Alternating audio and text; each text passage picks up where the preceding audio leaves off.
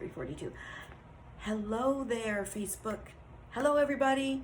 Happy belated Father's Day to all the baby daddies, to all the mamas that are being baby daddies, and all that good stuff. So I wanted to share this with you guys really quick. I was going to post this on Father's Day and call it Father Knows Best, but I didn't have time. So I ran out of time. So I'm going to try to do this really quick because I want to make it quick. It's an experience that I had a few weeks ago, and when I come on here, I really want you guys to understand, I'm really trying to be helpful, like seriously trying to be helpful.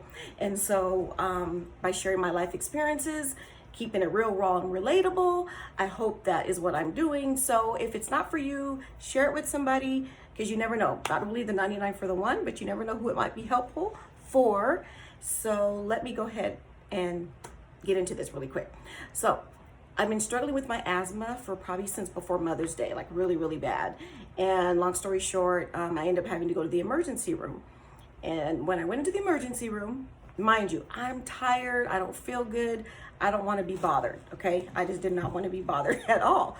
So long story short, there was this woman there, and she was sitting there like next to me, and a nurse was walking by, and she's like, "Hey, nurse," or whatever, "I need can you give me some more water or some ice or something like that?" And the nurse is like, "Well, I can't give you anything," or whatever. And the lady's like, "You just gave me some. I spilled it, and I just want ice cubes." So she's yelling, right? And my first thought, I had a bougie attack, okay? I had an asthma attack when I went there, but I ended up having a bougie attack. So she's yelling or whatever, and I think to myself, oh, she's one of those. Oh, she's one of those, right? Whatever, Regina. And so I was irritated. Moving forward, the lady starts to kind of, and this is during a course of time being there, because I was there for like 6 hours or something. So during the course of this 6 hours, the lady starts doing this, like, oh, like she starts rocking because she's in so much pain. And so I kind of look at her, and then I'm like, okay, well, the nurses are walking by. They're just looking at her. Nobody's doing anything. And I'm like, well, we're in a hospital. I'm assuming she's going to get help or whatever. So I kind of just, mind my business, Regina. I don't feel good. I don't want to talk to nobody or whatever. And so long story short, moving forward, she, starts to kind of whimper. And I'm like, okay, now she's kind of crying. And I'm like, oh. And I started to feel a certain kind of way. And I look at her and I'm like, oh, I don't want to just be bothered. I don't want to be bothered with anybody. And so then she starts just kind of whimpering louder and rocking, and the nurses are literally like, there's like 3 or 4 nurses that walk by her, and they're totally ignoring this lady, right? And so was I, to be honest with you. And so I start getting in this conversation with my head, and I'm like, Regina, you're the Christian. You're supposed to do something because you're the Christian, right? And so I'm thinking, oh, whatever. And so I get up from my chair and I go across like where the wall is, and I plug in my phone to charge up my phone. And I'm thinking, God, I don't want to do stuff just because I'm a Christian. You know what I mean? Like, I don't feel like it. I'm being real. I don't feel like talking to this lady. I don't want to do anything. I don't want to be bothered. I need help. That's why I'm in the emergency room. But anyway, urgent care sent me there because they couldn't help me. So I didn't want to go there. But anyway, and so I'm starting to have this conversation with God, going back and forth. But Lord, Lord, because God knows me, I don't like to do nothing if it's not sincere, if it's not authentic. I don't want to be fake. I don't want to do stuff just because I'm a Christian. I didn't feel like doing it. You know what I mean? I just didn't feel like doing it. And so I'm going back and forth with God. I'm like, God, you need to tell me if this is what you want me to do. If you want to go talk to her, Lord, you need to tell me something. Give me a sign. So I'm going back and forth, whatever. And then finally, what made me move, because I'm like, Lord, you need to tell me something, because this is out of my comfort zone. I don't do this. I don't walk up to people and say anything. I don't do that. So what made me move was a conversation that I had with Madison the day before. And I was telling her how, you might need to step out of your comfort zone and maybe start, talking to the youth, when you're at church and going around the congregation or whatever. That's what made me move, because I'm like, oh my gosh, I just told Madison that I don't want to be a hypocrite. And so I was like, oh, okay, God, that's kind of what my attitude was. And I even said that to myself, okay, God, shoot, I'll just do it. And I just went over there. So I went over there and asked her, I said, ma'am, is it okay if I pray for you? And I'm thinking, this lady might be an atheist. She might not even like brown people, whatever. You know what I mean? Because I was already judging her. Honestly, I was judging her. That's not nice. Stop doing that.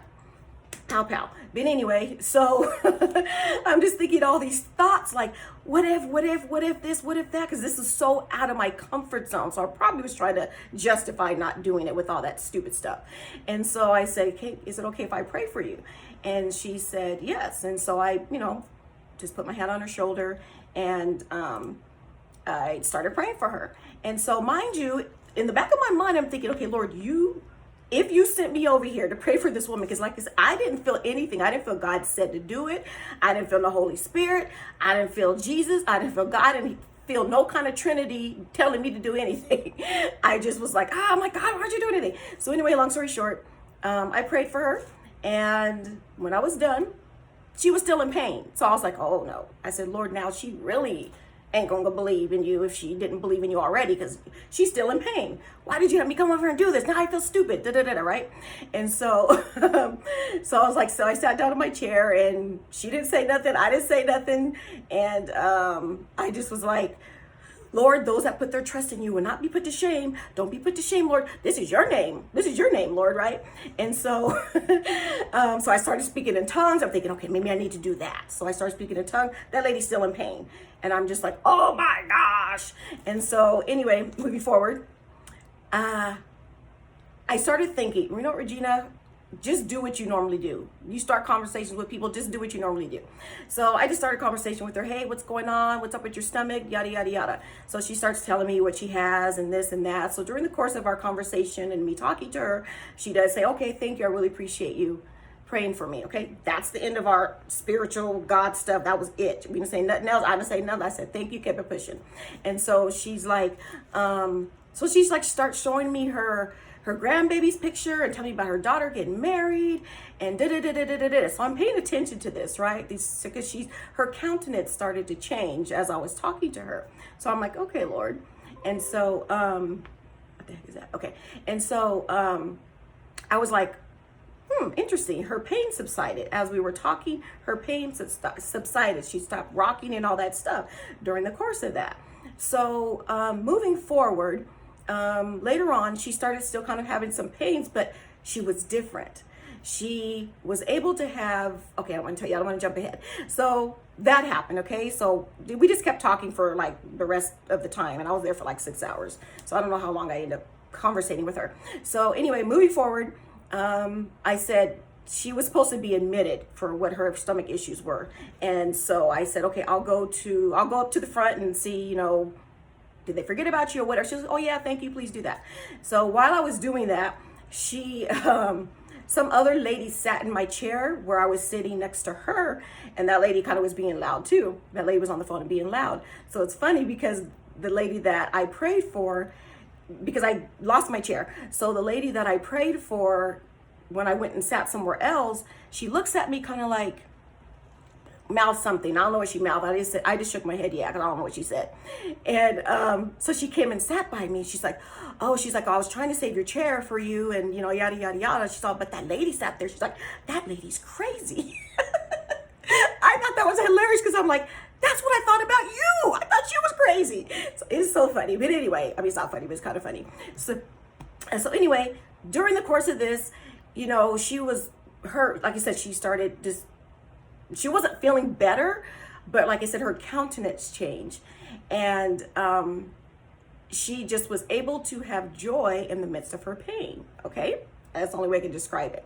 So after I leave or whatever, I started meditating on it and all that kind of stuff and thinking about the day or whatever. And I think I even brought it up to Madison and how sometimes we try to over spiritualize everything or whatever. Instead of me just being normal and just doing whatever that I normally do, I was trying to make it overly spiritual and all that stuff. Like, oh, I needed the burning bush and all this stuff. And Madison's like, Mom, you know what? Sometimes the fruits of the Spirit are there. We just need to operate in those. That's just normal. We don't need, we don't need a freaking strobe light or whatever that big sign is. I don't know what it's called, to tell us to be kind to people, right? So I kind of jumped ahead of myself. What I gathered out of that experience when I was, really talking to God about it and just had the days were going by and things that were happening and started really realizing is that I really believe the Holy Spirit, what he told me with that whole experience is that, Regina, you saw healing. You saw that that woman was in pain and that she needed healing, but I saw kindness.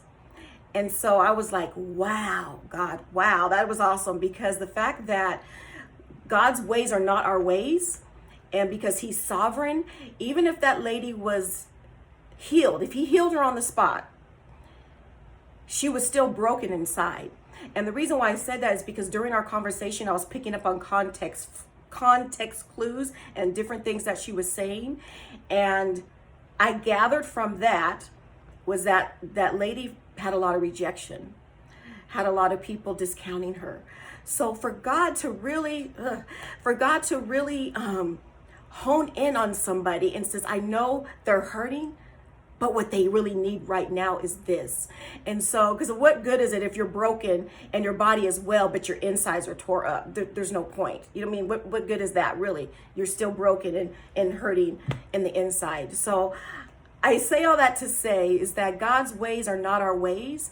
And that just really kind of escalated my trust in him as far as me praying for things, because what I'm realizing is that I honestly don't know sometimes what I really need. I think it's the visual. I think it's, yes, I need my bills paid, and yes, this and these different things that are happening, but God he'll do that too. But what he really wants is you to be whole. And during all that, I really believe that God was telling me, he's like, Regina, I want to give you more than an answer.